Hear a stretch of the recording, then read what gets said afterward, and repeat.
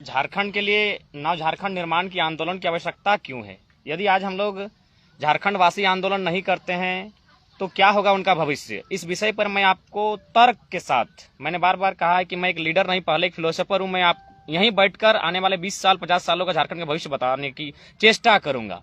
तो सबसे पहला बात, आज झारखंड की स्थानीयता क्यों परिभाषित होनी चाहिए? आज अगर बात करें तो झारखंड राज्य, जिसमें आप अगर शहरों में चले जाएं तो शहरों में इस प्रकार का अतिक्रमण हुआ है कि आने वाले दिन वहां से लोग विधायक और सांसद नहीं चुन पाएंगे। उदाहरण के लिए रांची विधानसभा, धनबाद विधानसभा, जमशेदपुर की विधानसभाएं, तो जो झारखंड की विधानसभा में झारखंड के लोग नहीं पहुंच पाएंगे तो इसके लिए इनके लिए नीति नियम नहीं बनेंगे, तो निश्चय ही इनका नुकसान होगा। और मुझे लगता है झारखंड एकमात्र राज्य है जहां बाहरी लोग आसानी से आके संरक्षण प्राप्त कर लेते हैं। उसका मैं कुछ उदाहरण कागजी देना चाहूंगा, जो शायद आपको भी लगेगा नहीं ये अन्याय हो रहा है। ये आप देख सकते हैं, जाति प्रमाण पत्र है, एक साथी का है, हमने काफी सर्च के बाद पता किया है। ये पहला जाति आप देख सकते हैं उस शख्स का सरायकेला खरसावां से है, ये सरायकेला खरसावां में उनका जाति बनता है। और दूसरा जाति मैंने रखा है उसी शख्स का, ये मुंगेर बिहार से है। तो मुझे लगता है भारत एक संवैधानिक देश है, एक व्यक्ति को एक ही जगह आरक्षण का प्रावधान है, यानी जाति आवासीय आप एक ही राज्य में बना सकते हैं, यह नियमतः ये संवैधानिक है। तो आप देख सकते हैं किस प्रकार धड़ल्ले से इस तरह लाखों उदाहरण मिलेंगे और हमारी टीम काम कर रही है। आज यकीन मानिए आपका वीडियो एक सेकंड भी कोई स्किप नहीं करे, क्योंकि आज ज्वलंत मुद्दों पर बात कर रहा हूं कि किस प्रकार झारखंड की क्षति हो रही है। तो ये देखिए, जाति एक व्यक्ति दो राज्यों से बनाता है, दो राज्यों में आरक्षण का दावा करता है। तो ये चीजें क्या होगा, आने वाले दिन यहाँ के जो स्टूडेंट है उनका फ्यूचर के साथ खिलवाड़ होगा। वे अगर आज नियोजन से वंचित हो रहे हैं तो इसका परिणाम यही है। और एक मैं बार बार बात करता हूँ वोटर आईडी, जिसको आप पिछले बार आपने कहा था कि आपके पास प्रूफ क्या है, आज प्रूफ के साथ आया हूँ। एक व्यक्ति है जो मेरे राज्य का नहीं है, इसका डिटेल्स आपको कुछ दिन बाद दे दूंगा। ये 7 जगह वोटर आईडी बना के बैठा है। हमारे झारखंड के लोग, भोले वाले लोग, अगर 2 जगह उनका वोटर आईडी बन जाता है तो पहले वे प्रयास करते एक जगह उसको रिजेक्ट किया जाए। हमारी बहन का जब शादी होता है तो सबसे पहले वो पहला काम करती है, अपने मायके में राशन कार्ड को रिजेक्ट करती है, अपने मायके में वोटर कार्ड को रिजेक्ट करती है, फिर ससुराल में नाम चढ़ाती है। लेकिन ये शख्स एकदम निडरता के साथ, एकदम साहस के साथ 7-7 जगह वोटर आईडी बना के बैठा है। ये अन्य राज्य का निवासी है। इस तरह नाम कंफर्म कैसे कर सकते हैं? जितना एड्रेस, नया नया एड्रेस, नया नया नाम, लेकिन काफी मेहनत के बाद हमारी टीम ने इसे खोज कर निकाला है। ऐसे लाखों उदाहरण मिलेंगे और भविष्य में जो हमारी टीम बनती जाएगी और इन विषय पर हम लोग बात करेंगे, क्योंकि दोहरी वोटर आईडी नहीं चलेगी। एक देश, एक विधान, एक वोटर आईडी। इसलिए मैंने कहा कि आज मैं यहाँ बैठकर झारखंड का भविष्य क्या होगा उस पर बात करने जा रहा हूँ। 7-7 वोटर आईडी। अब देख सकते हैं, थोड़ा सा नियोजन की बात कर ले कि आज नियोजन नीति आवश्यक क्यों है। नियोजन नीति आज झारखंड के लिए अति आवश्यक है। नियोजन इसलिए आवश्यक है क्योंकि हम सभी इंसान हैं, हम सभी को जरूरत होती है, हमारे लाइफ में आवश्यकता होती है और आवश्यकताओं की पूर्ति कहीं ना कहीं धन करता है। लेकिन यदि हमारे पास नियोजन नहीं भी होगा, नौकरी नहीं भी होगी, तो हमें कहीं ना कहीं से धन चाहिए अपनी जरूरत को पूरा करने के लिए, खाने के लिए, पीने के लिए, पहनने के लिए। तब क्या होगा, हमें पैसे चाहिए। पैसे आएंगे नौकरी से, नौकरी तो है नहीं क्योंकि सरकार किसी और को बांट रही है। ऐसे में क्या होगा, हमें अपनी जमीन बेचनी होगी और सरकार और बाहर से आए लोग यही चाहते हैं हम अपनी जमीन बेचें। नियोजन नीति इसलिए आवश्यक है। ये आपका पेपर कटिंग है, ये मामला है आपका हजारीबाग का, कुमारी दीप प्रेरणा का मामला है। कुमारी दीप प्रेरणा झारखंड की बहन है, वो BC 1 में आती है, जेपीएससी का एग्जाम वो क्लियर करती है, इंटरव्यू क्लियर करती है और लगभग इंटरव्यू में अब उसका वैकेंसी क्लियर था कि ये जेपीएससी का इम्तिहान पास करने के बाद इसको नौकरी मिल ही जाना था, क्योंकि BC 1 से सीट था और BC 1 से कैंडिडेट थी। लेकिन इसी बीच क्या होता है, एक पटना की महिला को या पटना की लड़की को BC 2, उसने फॉर्म भरा BC 2 से, एग्जाम लिखा BC 2 से और इंटरव्यू में वो BC 1 बन जाती है। इस प्रकार का अन्याय, इस प्रकार की धांधलेबाजी यहाँ झारखंड में झारखंड के छात्र छात्राओं को छलने का काम किया जा रहा है।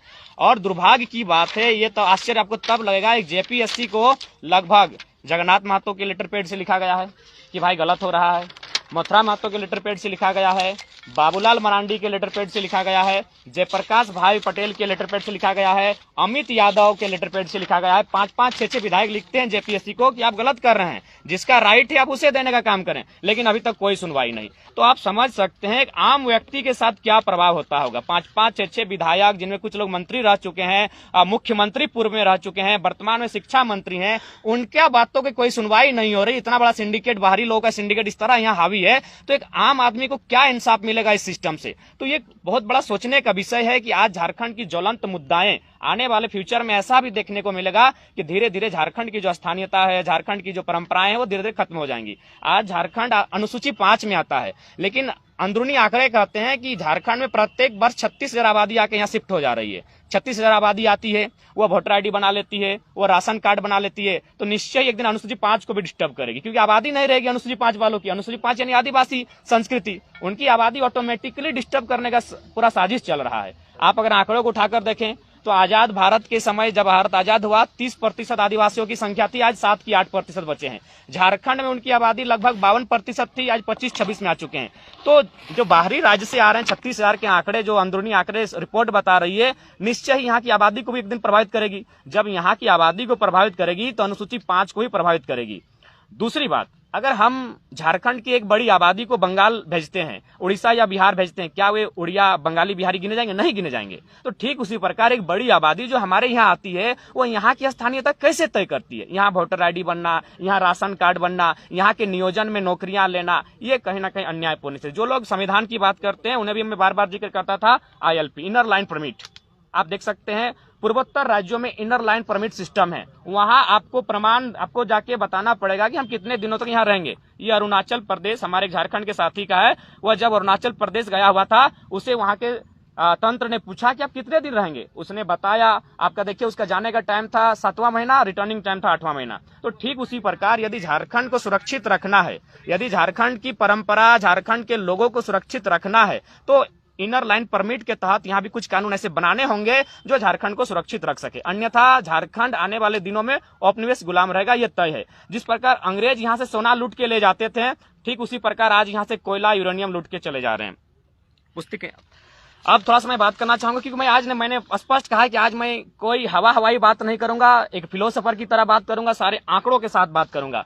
झारखंड में यूरेनियम आप सभी जानते हैं, शायद पूरे एशिया में सबसे ज्यादा यूरेनियम की उत्पादन जादूगोड़ा से होता है। लेकिन चंद मुट्ठी भर लोग लाभ कमाने के लिए, क्योंकि मैं बार बार कहता हूं कि अब बात खनन की भी होगी कि खनन को भी आप अमर्यादित, अमानवीय तरीके से यहाँ खनन नहीं कर सकते हैं। और ये सुप्रीम कोर्ट, हाई कोर्ट लगातार सरकार को कहती है कि इस पर आप देखें, जांच करें, लेकिन सरकार को तो लाखों रुपए पैसे आते हैं, सरकार के बैठे पक्ष विपक्ष सबको, उनको कोई मतलब नहीं है। ये रिपोर्ट कहती है कि यूरेनियम जहां प्राप्त किया जा रहा है जादूगोड़ा, उस 7 गांव का सर्वे है जहां 47% महिलाओं में यौन की इच्छा ही नहीं है। भाई, इसमें यौन की इच्छा नहीं होगी तो विवाह की इच्छा नहीं होगी, विवाह की इच्छा नहीं होगी तो फिर वंश बढ़ेगा कैसे, सृष्टि का निर्माण कैसे होगा? 47% महिलाएं, 7 गांव का रिपोर्ट है, उनमें यौन इच्छा ही नहीं है। वे यौन इच्छा ही नहीं, यानी शादी की इच्छा ही नहीं उनकी। इस प्रकार उनका शरीर मैंने ढल चुका है यूरेनियम के रेडिएशन से। यूरेनियम रेडिएशन का वही रेडिएशन जो कभी हिरोशिमा, नागासाकी में, जापान में बम फूटा था, आज भी लोग अंधे, लंगड़े, लूल्हे पैदा हो रहे हैं। 30% महिलाएं गर्भधारण नहीं कर पाती है। तो इसलिए आज आवश्यकता है सरकार को नहीं, पूरे देश को सोचने की, आंदोलन की क्यों जरूरत है। आप मुझसे घृणा कर सकते हैं, मुझे ट्रोल कर सकते हैं, मेरे मुद्दों को, मेरे विचारों को, मेरे थॉट्स को ट्रोल नहीं कर सकते हैं। तो इसलिए आज बहुत अति आवश्यकता है, आज सोचने की आवश्यकता है कि झारखंड जो खनिज संपदा का क्षेत्र है, जहां खनन लाखों की संख्या में, अरबों करोड़ की संख्या में होती है, वहां इस तरह अमानवीय व्यवहार क्यों? आप चंद मुट्ठी भर, आप कहते हैं 9 लोगों के पास देश की सारी संपत्ति, क्यों नहीं होगी? बाकी लोगों को, किसान, मजदूर, कामगार, आदिवासी, मूलवासी को आप तो जानवर से भी बदतर मानते हैं। नहीं तो ये रिपोर्ट ऐसा नहीं कहते हैं। उनमें कोई शारीरिक क्षमता का विकास ही नहीं हो रहा है, उनमें बच्चे पैदा हो रहे हैं अपंग। तो इसलिए आज ये आंदोलन अति आवश्यक है। बार बार मीडिया बंधुओं का यही प्रश्न रहा है कि आंदोलन की आवश्यकता क्यों है? तो आंदोलन की आज आवश्यकता इसीलिए है कि झारखंड को बचाना है, सब तरफ से बचाना है। उद्योगपतियों के नजर से, पूंजीपति कॉर्पोरेट के नजर से भी बचाना है, और जो अन्य राज्यों के लोग धड़ल्ले से आके यहाँ निवास कर रहे हैं, निवास करने के साथ साथ यहाँ वोटर आईडी आसानी से बना रहे हैं, यहाँ राशन कार्ड, यहाँ के स्थानीय प्रमाण पत्र, जाति प्रमाण पत्र आसानी से आके बना रहे हैं, उनसे भी बचने की आवश्यकता है। क्योंकि भारत संवैधानिक देश है, सभी की अपनी अपनी राज्य है, अपनी अपनी मर्यादा है। यदि किसी को मेरे बात से ये लगता है कि हम बांटने का काम कर रहे हैं, तो मैं निवेदन करना चाहूंगा, ये सीमाएं खत्म कर दीजिए। ये भारत सिर्फ देश होगा, कोई राज्य नहीं होगा। राज्यों की सीमाएं खत्म कीजिए। कोई कहीं जाके रह सकता है, कोई कहीं बह सकता है, किसी नदी का पानी पिए, किसी पेड़ का फल खाए, हमें मतलब नहीं है। लेकिन यदि सीमा रहेगी, यदि रेड क्लिफ लाइन रहेगी, मैकमोहन लाइन रहेगी, डुरंड लाइन रहेगी, तो झारखंड बिहार, झारखंड बंगाल, झारखंड उड़िया के बीच भी लाइन रहेगी। इसको खींचना होगा, नहीं तो हमारा नुकसान हो रहा है, इतना बड़ा नुकसान हो रहा है कि आने वाली पीढ़ी उसका अनुमान नहीं कर सकती है। मैं आपको एक ज्वलंत उदाहरण देना चाहूंगा। NH-32 आप लोग भी सफर किए होंगे, रांची से धनबाद गए होंगे।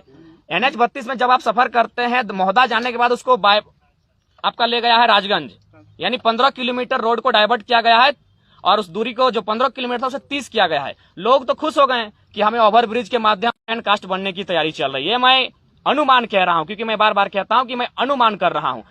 सरकार का प्लान ए तो बन चुका है कि रोड को डाइवर्ट किया गया, रोड को दिशा दूसरा दिया गया, लेकिन उनके पास प्लान बी कहां है? वे जो 10-12 गांव जो महोदा क्षेत्र में आएंगे, निश्चय ही आने वाले दिन अगर वो एकजुटता के साथ नहीं लड़े तो उन गांव को ओपन कास्ट में तब्दील किया जाएगा। तो उनका प्लान बी कहां है? वे गांव उठकर कहां जाएंगे? पहला बात, वे गांव उठकर कहां जाएंगे? आपके पास प्लान बी क्या है? दूसरी बात, अभी लातेहार से काफी संख्या में लोग रांची राजभवन आए हैं, उनसे भी अभी हम लोग मिलेंगे। क्या मामला है? जो आपका फील्ड फायरिंग रेंज का मामला है, वहां 245 गांव विस्थापित होंगे। बताइए, 245 गांव बर्बाद करने के लिए आप फायरिंग रेंज की अगर स्थापना करते हैं तो ये किस प्रकार से मानवीय कह सकते हैं, किस प्रकार से आप संवैधानिक कह सकते हैं? तो उनका भी लड़ाई जो है वह जायज है, उसमें हम लोग समर्थन करते हैं और हम लोग वहां जाएंगे भी। तो इस तरह की बहुत सारे बातें अगर हम लोग एक एक करके बात करेंगे तो रात हो जाएगी, लेकिन झारखंड के मुद्दों का समाप्त नहीं होंगे। ओपन कास्ट चले जाए कोलियरी, वहां के जीएम स्पष्ट कहते हैं कि सिर्फ धनबाद के भौरा क्षेत्र में इतना कोयला मिला है जिससे हम पूरे धनबाद की भरपाई कर सकते हैं। लेकिन जिनका जो रैयत है, आज भी केस कर रहे हैं, आज भी हड़ताल कर रहे हैं, आज भी थाना जा रहे हैं, लेकिन उनके साथ अभी भी इंसाफ नहीं मिल पाया है। इसलिए हमारी लड़ाई कितनी जरूरी है, आपके माध्यम से तमाम मीडिया बंधु आपको जोहार निहार करते हुए, आपको धन्यवाद देते हुए, आपके माध्यम से राज्य की 3.25 करोड़ जनता को यही संदेश हम देने के लिए आज आए हैं कि आज ये लड़ाई क्यों आवश्यक है, स्थानीय नीति क्यों जरूरी है, नियोजन नीति क्यों जरूरी है, उद्योग नीति क्यों जरूरी है। और अगर नहीं लड़ते हैं तो आप हमारा भविष्य क्या होगा ये स्पष्ट हो चुका है। हमारा भविष्य औपनिवेश से गुलाम की तरह होगा, माटी हमारी होगी लेकिन हक अधिकार किन्हीं और को। और एक बात, टाटा मोटर्स में एक वैकेंसी आई है, वो अभी इंटरनेट से उसे हटा दिया गया, डिलीट कर दिया गया है। टाटा मोटर की वैकेंसी में स्पष्ट लिखा है, पोस्ट है आपका टाटा मोटर्स का 12,500 की सैलरी है, लेकिन क्या लिखा है? Only Bihari candidates are allowed. इतना तो अमानवीय कहीं नहीं होना चाहिए, ये तो अनैतिक है। जिस राज्य में नौकरी दिया जाएगा, जिस राज्य में कंपनी है, वहां क्या लिखा जा रहा है? Only Bihari candidates allowed. यानी साफ शब्दों में कहें तो हिंदुस्तान की नौकरी और लिखा जा रहा है ओनली पाकिस्तानी आर अलाउड। ये क्या है भाई? यानी इसका मतलब ये बता रहे हैं कि झारखंड के लोग कितने पंगु हो चुके हैं, झारखंड के लोग कितने मानसिक गुलाम हो चुके हैं, झारखंड के लोगों में अब लड़ने की क्षमता नहीं रही।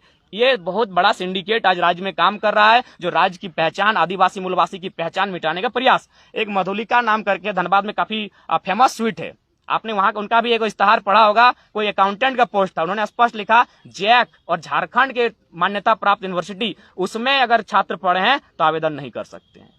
खाने वाले मीठा को झारखंडी लोग, पैकिंग करके लाएंगे झारखंडी लोग, पैसा खर्चा करेंगे झारखंडी लोग। और देखिए साफ साफ शब्दों में लिख रहा है कि झारखंडी पढ़ाई अगर किया है झारखंड कॉलेज से, स्कूल से, तो उसे यहाँ अकाउंटेंट नहीं दिया जाएगा। तो ये क्या है? ये सब क्या हो रहा है झारखंड में? सीधा संदेश है झारखंड को, लोगों को पूरी साजिश के तहत, एक सिंडिकेट के तहत इन्हें मिटाने की पूरी जोर साजिश चल रही है। आज अगर झारखंड के लोग नहीं लड़ते हैं तो इनका बहुत बड़ा नुकसान होगा, इतना बड़ा नुकसान होगा कि झारखंडी सोच नहीं पाएंगे। अंग्रेज से भी बुरी स्थिति आज झारखंड की होगी। इसलिए आज आपके तमाम चैनल्स के माध्यम से आपका धन्यवाद करते हुए झारखंड की 3.25 करोड़ जनता को मेरा यही संदेश होगा कि आज लड़ाई बेहद जरूरी है। जयराम जी, आपको कई लोग बोल रहे हैं कि आप बीजेपी के एजेंट हैं।